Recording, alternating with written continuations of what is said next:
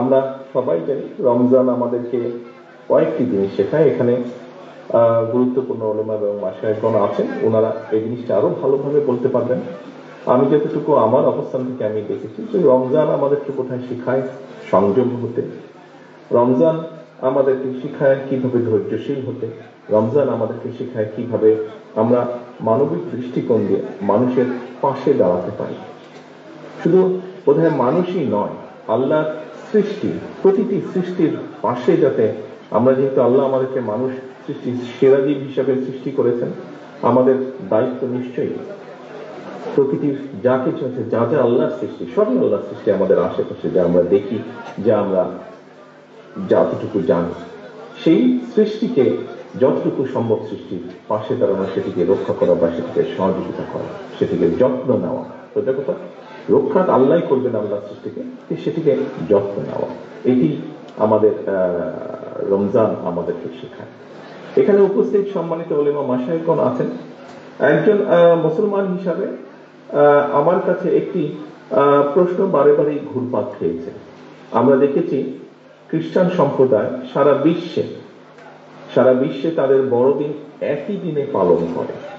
আমি এখানে উপস্থিত ওলামা মাশায়েখগণকে অনুরোধ করব, শুধু আপনাদেরকে নয়, সারা দেশে আরো অনেক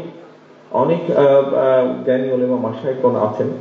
আমরা চিন্তা করে দেখতে পারি কিনা, আমরা আলোচনা করে দেখতে পারি কিনা যে বাংলাদেশের মানুষ সারা বিশ্বের মানুষের সাথে একই দিনে আমরা একসাথে রোজা এবং ঈদ পালন করতে পারি কিনা, বিজ্ঞানের যুগে এটি করা সম্ভব কিনা, কোনো উপায় আছে কিনা, এই বিষয়টি আপনাদেরকে আমি চিন্তা করার জন্য অনুরোধ করব।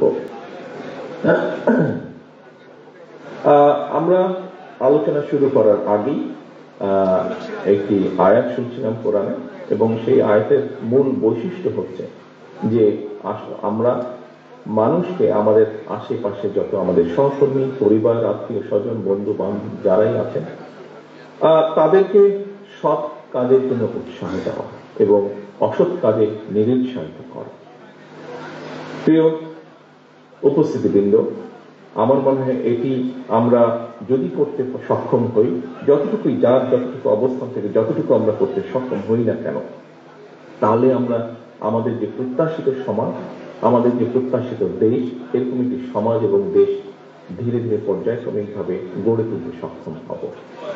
রমজানের এই দিনে, প্রথম রমজানের এই দিনে আমরা আল্লাহর দরবারে আবারও হাত তুলি। আসুন আল্লাহর দরবারে হাত তুলে আমরা নিজেদের জন্য, নিজেদের বাবা মা, আত্মীয় স্বজন, এখানে আমাদের এতিম বন্ধু যারা এসেছে, তারা যেই আপনজনকে হারিয়েছেন, তাদের সকলের জন্য হাত তুলে আল্লাহর দরবারে আমরা দোয়া চাই।